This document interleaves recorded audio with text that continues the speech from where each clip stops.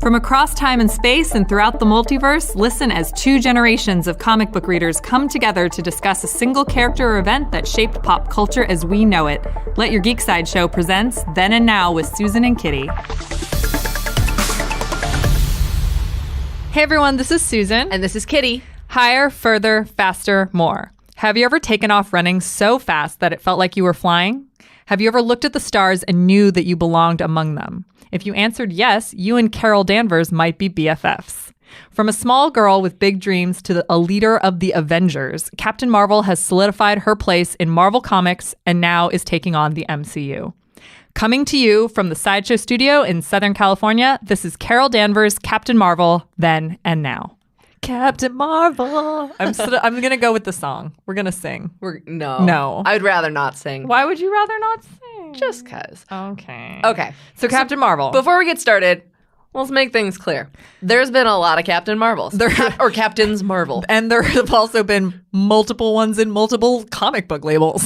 Whoopsie daisy. So we're talking about the most recent and probably one of the most notable now Captain Marvels. Or Captains Marvel, whatever. We're talking about Carol Danvers. Carol Danvers. And of course, we're probably going to talk a little. You can't talk about Carol Danvers without at least acknowledging Marvel and Monica Rambeau. Exactly. The other ones are cool if you're into that kind of thing. Yeah. But those are the three, I think, most famous Captains Marvel. Mm-hmm. There we go. I did it right this time. You did. So.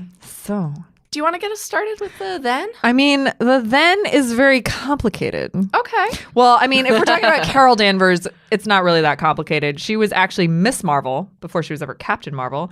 She was a lot of things before she was Captain Marvel, That's true. And she was binary and she was Warbird. And let's keep going, guys. But she was introduced actually in 1968 just as Carol Danvers. So before she was anything else, she was just herself, which is, I don't know. When I was going through notes and research for this podcast, that was something that I actually loved. And even when I was looking at your notes, because I creeped on your notes. That's what they're there for. I know, but you're so fantastic about pulling out the essence of who someone is as a character. Oh, thank you. Before Carol was Miss Marvel, binary, Warbird, like Captain Marvel, she was just Carol Danvers. And I think that's why we all love her. And when we get to the now and you see kind of the ways that she's evolved and been given a backstory, I mean, even in the now section, we get her childhood life that's really been fleshed out and expanded upon. And it's really cool to see, even just from the meta perspective, the introduction of a civilian woman named Carol Danvers. Yeah. How she is now the leading lady in the 22nd Marvel Studios film. Yeah. And it just, every time I think about it, I get this like little shock of electricity through my body. I just had the same thing happen. But okay, there's something about it's in all the ads right now, so you can't go on social media without seeing any of these ads. So this is not a spoiler. P.S. Neither of us have seen the movie yet. Yeah, if there are spoilers, they are only incidental because the filmmakers did a fantastic job adapting the comics. This is pre-movie, so we are totally we are totally spoiler free. So when she stands up, that whole and you reference it in your notes, which I'll let you take over in a second. But that montage of her standing up, like from the time she was a girl getting hit and falling down, and she always stands back up. Yeah, and that's why she gets to be Captain Marvel. That's why she gets to be the first real leading lady in the Marvel Cinematic Universe. Love you, Black Widow. Love you, Wasp and the Wasp. Yeah. But this is the first time and. It's the first time that the woman has it all. Yeah. It's the first time that she not only is the star. Not the second name on the billing. She's not the second name on the building. I mean Pepper Potts. Sorry, Pepper Potts. Put your name on the building. Yeah, put your name on the building. But she's not co-billed. It's her movie, and she's also Black Widow has starred in so many of them, and thank you for paving the way. Thank you, Okoye. Thank you, Scarlet Witch. Thank you, all of the women who have made this possible. I feel like I'm having an Oscar speech right now. Who have made it so we can have Captain Marvel be. Who, by the way, Captain Marvel comes out on International Women's Day. I love that. They did that with Jessica Jones last year, and I'm like, you know what? If we have a Marvel Studios production every year on International Women's Day for the rest of the time. I'd be happy. A really awesome Marvel lady. Yes. Like that would be fantastic. Yes. But I feel like they had to have done that on purpose. But anyway, Oh, yeah. I digress. So your notes. Okay, so very, very nice. So what Susan was saying, so there's a ton of comic book creator name drops that are going to happen throughout this podcast, because you cannot talk about the modern iteration that's about to hit the screens without naming a few people like Kelly Sue DeConnick and Dexter Soy and Felipe Andrade and Jamie McKelvey for the design and Chris Anka and just all these incredible people. But I did pull a few passages, so permit me, if you guys will, when we get the appropriate points in the podcast to recite them, because more so than anything, Kelly Sue DeConnick and her writing is what really pulled Captain Marvel into this new evolution. And so to Susan's point about the fact that she is the woman who always stands up, this was from I think this was from actually the second volume that Kelly Sue did. Have you ever seen a little girl run so fast she falls down? There's an instant, a fraction of a second before the world catches hold of her again. A moment when she's outrun every doubt and fear she's ever had about herself, and she flies. In that one moment, every little girl flies. And then Captain Marvel is saying, I need to find that again. It's like taking a car out into the desert to see how fast it can go. I need to find the edge of me. And maybe if I fly far enough, I'll be able to turn around and look at the world and see where I belong. And it's just like, This is not an explicit podcast, but man, I just wanted that paragraph more than anything, I think, is the perfect summation of how Captain Marvel began to evolve, and now she's at the edge of the world and looking back and see we're going to see where she belongs with all of this stuff. And it's just been an immensely cool journey for the character. And this was a fun fact that, and I'm glad it's shaking out this way. I name dropped Jessica Jones for they did a Netflix season of season 2 last year on International Women's Day. Captain Marvel was originally considered. She was never really supposed to, but she was considered for the Jessica Jones Netflix series because historically in Alias, Miss Marvel and Jessica Jones are best friends, and they said, hey, can you guys hold off? Don't put her in the Netflix show. Yeah, we're gonna do a movie. And that's where we got Trish Walker in the series. But oh my God, what a smart choice. Yeah. Just there is no justice that can be done to her on a small screen unless it was her own television series. So that's really cool now that we're seeing the payoff. Totally. After the 10th anniversary of the Marvel Cinematic Universe, and she's just going to take it into the next 10 years. Oh my God. So where should we go from here? Man, I mean, the thing is that okay. Going back, here's a little bit of history just so we get our baseline for people who don't know. By the way, this podcast is going to air the week of the movie. Yeah, I think so. March 4th is when we go live. So the day of the premiere, the red carpet premiere. I know. So you can listen to this while you also live stream the red carpet premiere. In theory. Please do. Please, yeah. I hope that you do. So a little bit of history going into the film. In comic books, she was created during the Silver Age of comics. By her writer was Roy Thomas, and her artist was Gene Colan. And she first appeared just as an officer in the United States Air Force. And she was a colleague of Marvel in Marvel Superheroes 13. And then she later became the first incarnation of Miss Marvel. But that wasn't until 1977. So you're talking about almost a decade of her just not really doing much besides just being an Air Force pilot. Which is still a fantastic role to see a woman in, especially at that time. We're talking about the women's movement and things like that happening then. So historically, she's always been a big deal. So I used to work in a comic book store, and I think Susan and I have done these anecdotes before. I found I was asked to re-alphabetize all of our back issues, and I found that first issue of Miss Marvel, the Jerry Conway. I found that in the $3 bin, and it was a fantastically preserved copy. So it was back when that was a couple years ago, and it was just this is Miss Marvel. What is it? And now I can't even imagine how much that thing's worth. A nice find, by the way. So she's been, like there have been several different origin stories. One of them is she has her DNA fused with Mar-Vell, and that's how the Kree DNA happens. Nowadays, it's more that she is half Kree and half human. Like her parents, one was Kree and one was human. Yeah, they did an entire mini-series actually in preparation for the film, which I think is actually a fantastic jumping on point.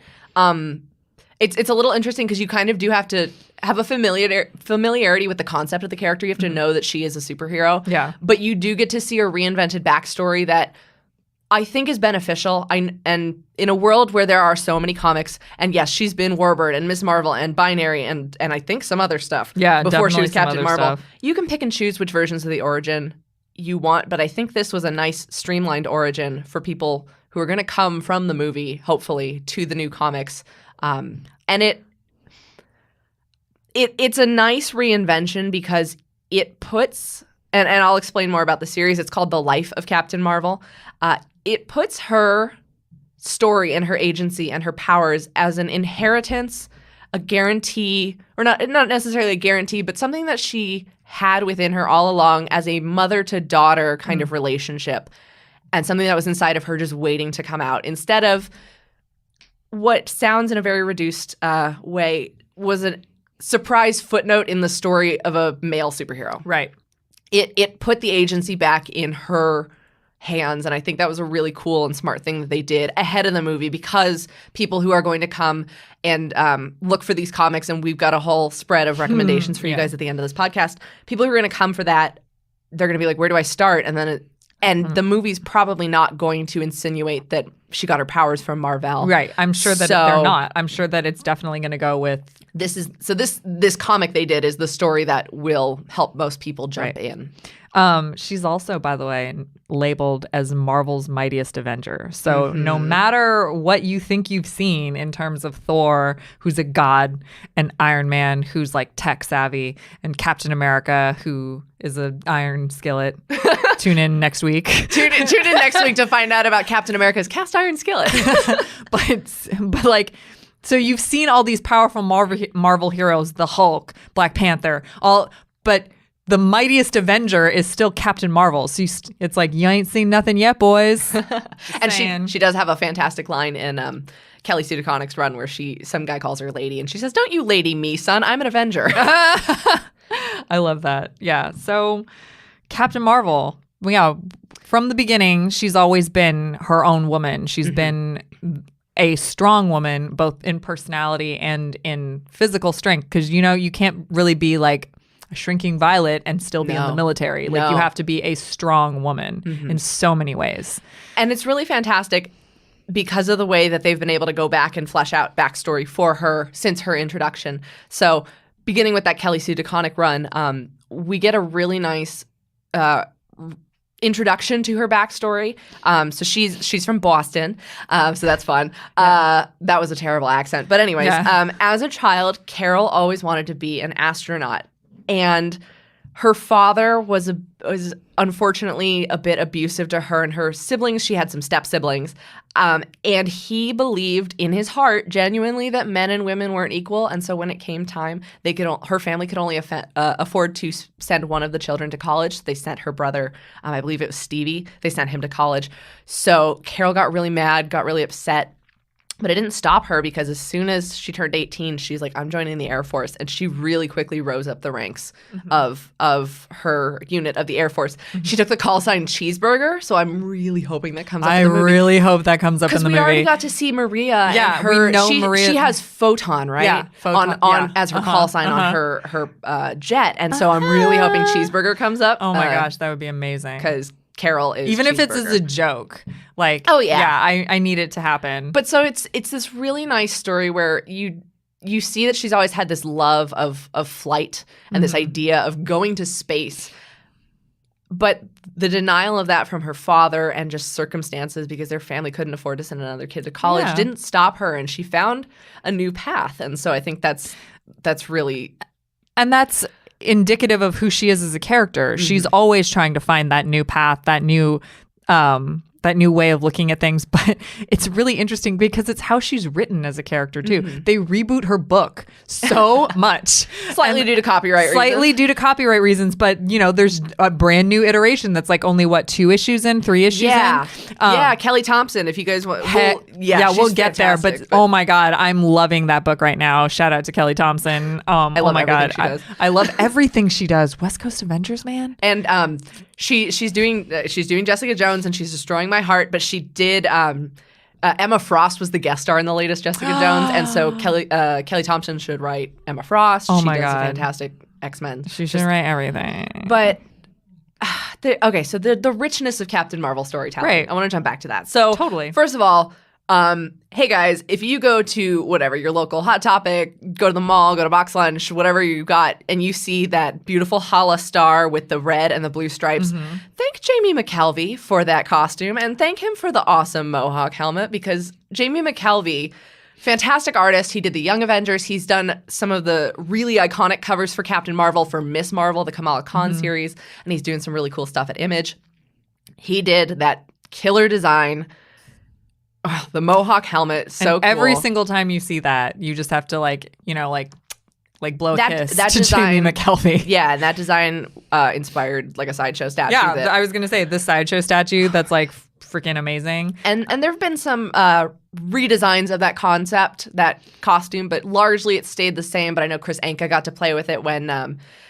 I don't remember the writers. I know one of them was Tara Butters, but a showrunning duo from Agent Carter did a Captain Marvel series where she's almost exclusively in space the whole time, leading Alpha Flight. Kelly Sue DeConnick had 2 volumes, and so that new she needed that. By the way, I'm just gonna take a pause right here to say how many awesome females you just said right there. Like not even like obviously like. In comics, it's a very male-dominated industry, and there are incredible men who have worked on incredible female characters and helped move them along as well. But look at all the women who have touched Captain Marvel and added to her greatness. More so, I mean, I'm excited beyond belief for the movie, but almost more so, I'm more excited to see these names in the credits. Right. Special thanks to. Oh, heck yeah. Because I know we got Sarah Pichelli in the credits for Spider-Verse. We even got Sarah Pichelli in Miles Morales' phone. But yeah, just the thought of and like I said, going back to the anecdote, Miss Marvel #1, I bought that $3 in a back issue bin. And how quickly now, I mean, I think that issue goes for around $7,500 now. Yeah. Just how fast that happened. That was a couple of years ago that people were like, Carol Danvers, okay, like sure. Yeah, who the heck is she? She took the Captain Marvel mantle in 2012. And it was Avenging Spider-Man #9, I think, #9 or #7, that she first appeared. And then they did the first volume of Captain Marvel, In Pursuit of Flight. And that's another huge thing about her personality. I kind of want to get into the other passage just real fast. No, go for it. So the other thing that Kelly Sue DeConnick wrote, you guys probably seen this a lot in the marketing for the film. Higher, further, faster, baby. Higher, further, faster, baby. She came up with this. There's another female pilot or astronaut, I can't remember, who's reminiscing about meeting Carol from a young age. And she says, "You and me have always been like this, always a little removed, always dreaming. Of higher, further, faster, more. Always more. We came into this world spittin' mad, running full bore, to or from what I ain't never been able to tell. Over the years, I've come to think of these particular traits as shared attributes of a chosen people. The Lord put us here to punch holes in the sky. And when the soul is born with that kind of purpose, it'll damn sure find a way. We're gonna get where we're going, you and me. Death and indignity be damned. We'll get there. And we'll be the stars we were always meant to be." And that's the passage, that's the narration as she's flying into space. She's told Captain America, this is the first issue of the Kelly Sue DeConnick. Yeah, I remember that. Yeah. She's told Steve, "I think I'm going to take the name. No one's using it. I don't know, but how are people going to react?" And he's like, "Well, think about it. It's up to you." And this is her flying to the edge of space. And at the end of the narration, she says, "I'm taking the damn name." And so it's just like, just that beautiful, really cool moment to see her come in her own. And so that whole first volume Kelly Sue did was a lot about her dealing with how people react. And I'm sure some of it even parallels how people are real world reacting to this character. The second volume is more, she's established as Captain Marvel. Everybody get with the program. A lot more fun. It was kind of grounded in New York, but it had a lot of alien stuff. She teamed up with the Guardians, and that's where we met her cat, Chewie. So, AKA Goose. Goose. So I don't know how they're going to do it in the movie. I have this sneaking suspicion that Goose is a boy in the movie, but I don't know. Chewie is a girl in the comics, and she's okay with him. I mean, I have a boy cat, so the politics of it are not that big of a deal. But Chewie's a girl. Chewie's a girl. Chewie's a flurkin. Yeah, Chewie. Oh, I was like Chewie's, but they're the same color. Yeah, they're both ginger cats because it's like a callback to Jonesy. At least I always assumed it was a callback to Jonesy, like other awesome kick-ass woman in space. What? Yeah, but Chewie's a flurkin. And this might be a spoiler, so I won't go too much into it. But if you're curious about that cat's not your average house cat. Well, there was a live stream. That was just That's the cat. right. Yeah, and the cat was doing pretty cat-like things. Yeah. I won't go into it because that may genuinely just be a know that the cat is not what it seems. Yeah, the cat's not what it seems. We're going to get a lot of fun with that cat. But yeah, there's been a lot of really cool stuff with the character, and I know we're kind of running to our usual time right now, but I do want to highlight the series I talked about earlier, The Life of Captain Marvel. That was the most recent complete mini series they did before they launched into the Kelly Thompson stuff. Yeah. I actually haven't read this one, so I'm gonna let you take the lead on it. I don't want to give you too many spoilers. No, it's fine. It's only a 5-issue miniseries. It was written by Margaret Stohl, who you may know from she did the Black Widow Forever Read prose novel, but also did the Mighty Captain Marvel series. I own a page from Mighty Captain Marvel. I feel like Kitty likes Captain Marvel a little bit. Just a little bit. I love when you get so off. You're so knowledgeable about everything that you love, and so I'm just gonna let you roll and shut up right now. Thank you. And the artists were Carlos Pacheco and Marguerite Sauvage. They kind of rotated. Marguerite did a lot of the flashback scenes. That she had that nice. Her line art's a little softer, and the colors are a little softer. So it's Carol remembering her childhood in Boston with her stepbrothers Stevie and Joe Jr. The kid that she had a crush on, going to the donut store, all that fun stuff. But it's Captain Marvel taking a bit of a sabbatical from the Avengers because we've got post-Civil War II, which actually I didn't want to talk a lot about, and I won't, because that's actually a really good example of not good Captain Marvel storytelling. It went against a lot of her values. So, I mean, if you're morbidly curious, Civil War II was a lot of Carol against her values. But The Life of Captain Marvel, she's taking a sabbatical. She goes home. She needs to touch base with her family. Her father has passed away. And she remembers her father at the end of life, mostly angry, mostly mean, mostly drunk, not wanting her to achieve the things that she did. And she discovers what she believes was evidence that he was cheating on her mother. And so she's just rightfully furious. She's like, I don't know anything about my childhood anymore. I don't understand what's real. This man clearly affected her.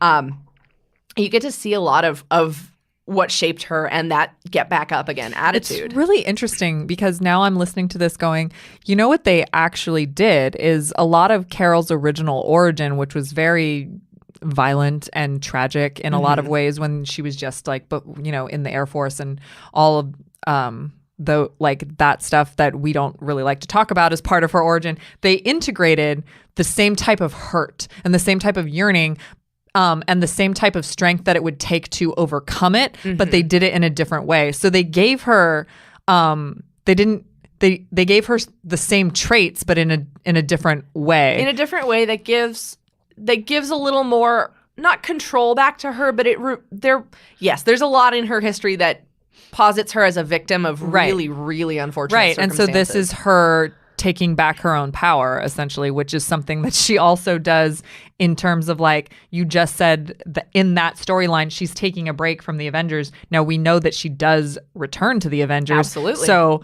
that's another example of her taking back her own power. And at the end of the quote that you read when she's like, I'm taking up the damn title, like that's her taking back her power. Yeah. These are all things that are even though they're new and modernized for us in this brand new fun way, not fun, but you know what I mean, empowering way. It still retains that core of who she is, the person who always gets up again. Yeah, because she's always in pursuit of flight. And sometimes you can't fly. You get knocked down, but you have to stand back up, or else you're looking at the stars from your back instead of being up in the stars. And I thought you were going to quote Chumbawamba, and I was going to be like, are you serious? No. So Captain Marvel gets knocked down. Permit me to read a quote from Chumbawamba. And then she gets back up again. Right, but yeah, so Carol's the person who would rather not be laying on her back looking at the stars. She'd rather be up at the stars looking down and seeing what she's come from and where she's going, which is the infinite expanse of space. So in dealing with all of this and the controversy of like, or not controversy, but like what she believes is like, oh my God, like my father was not only like, she begins to see her mother as a victim and doesn't like that. But then it's really cool because circumstances happen and you learn that her mother gave up a life of being a Kree warrior, which is something that is very difficult to walk away from if you know how hard-ass the Kree are. I was going to say, you guys will probably know after Friday. Yeah, but her mother was a brave warrior by Kree standards, which meant killing and being kind of ruthless in her military mission. And so her mother had a military history, an alien military history. And yes, so you learned that her mother, Marie, was actually Marielle, from the Kree, and she fell in love with Joe Danvers and then gave that up. And she has this cute kind of cheesy line of like, you were always my mission. Because she's like, Mom, you walked away from your mission. You failed it. And she goes, no. You were always my mission. Aww. And it's really sweet. That reminds me of Spock. You know, because like when he's like, you wonder, Spock, you always asked me why I married your mother because I loved her. Like, that's like... Yeah, and it's interesting to see. Yeah. I mean, there is similarity with the Kree being that hard, unfeeling race, and then the logic of the Vulcans. Yeah. And so and it is a little fandoms. It is a little funny because they do to go whole hog with that reinvention. Marielle wanted to name her daughter Kar-El, which getting dangerously close to Supergirl territory. Yeah. But Kar-El means champion in Kree, and so they changed it to Carol to make her be able to fit in more. Yeah. But like I said earlier, I love it because it's an easy and simple and condensed story. It's 5 issues. It's already in trade paperback. I think Art Germ did the cover for the trade. Mm-hmm. Beautiful. It's so gorgeous. It simplifies what is a lot of confusing backstory. Wait, the Psyche Magnetron that exploded, and she got some of the DNA of a guy who would It boils it all down to, like I said, it puts the agency in Carol's hands. It was a mother-daughter thing of love, and it makes it so her powers, her strength, everything that she's done since then, it wasn't an accident. Yeah. It was meant to happen, and it wasn't necessarily like, this is guaranteed to happen the way it's going to happen, but the powers were always inside of her, and you get to see everything that she chose to get to the point where she says, I'm taking the damn name. I am Captain Marvel. That's amazing. Getting back up again. So I think... like that's... Well, we're at the point where you should be telling everybody what to read. So if you're going into the movie, you're going to come out, you want to know what to look for. The Life of Captain Marvel, the trade, Margaret Stoll, Carlos Pacheco, Marguerite Sauvage, that's the whole volume for the reinvented backstory. But if you want to go right from that nexus where Kelly Sue DeConnick was like, here we go. Volume 1 is In Pursuit of Flight. There are 2 Captain Marvel Volume 1s by Kelly Sue DeConnick. In Pursuit of Flight is the first one where she decides to take the name. The second one where you get to meet her cat and you get to see where she's already established as a hero. That is called Higher, Further, Faster, More. And then if you're up to date on those ones, then great for you. Check out Kelly Thompson's number 1 and 2. Please. Please do that. I believe the artist is Carmen Carrera or... I don't. Something similar. I know it's 2 C's, but that one's fantastic. That is, again, a highly competent, highly respected leader, almost leader of the Avengers. I think Black Panther is technically the leader right now, but details. Just this leader among the women of Marvel. And right now she's fighting Nuclear Man in a post-apocalyptic New York. So I think the 3rd issue comes out like in a couple of weeks. Yeah. So you can get your hands on that right now. Yeah. So that's what's on the shelves right now. I'm not going to even offer a then in this podcast. Mostly Really? The reason is because her backstory is very convoluted, very disjointed. You can find it in the Silver Age of comics if you look, but mostly it comes from other people's titles. And why read other people's titles when you could just read Captain Marvel? True, because Binary is in the X-Men universe and it's all over the place. And Warbird is sort of part of the Avengers, but also not. It's very confusing. And so I just recommend, I definitely loved reading the Kelly Sue DeConnick stuff, and I am loving the Kelly Thompson stuff. So people named Kelly got it on lock. I know. I just I wish I could offer a then for people who like going way, way back. And if you do, then Google it. That sounds like a great option. But my real recommendation is to start with Carol. Yeah. Because it all starts with her. And I mean, a hero. And more than anything, see the movie. Please see the movie. See the movie.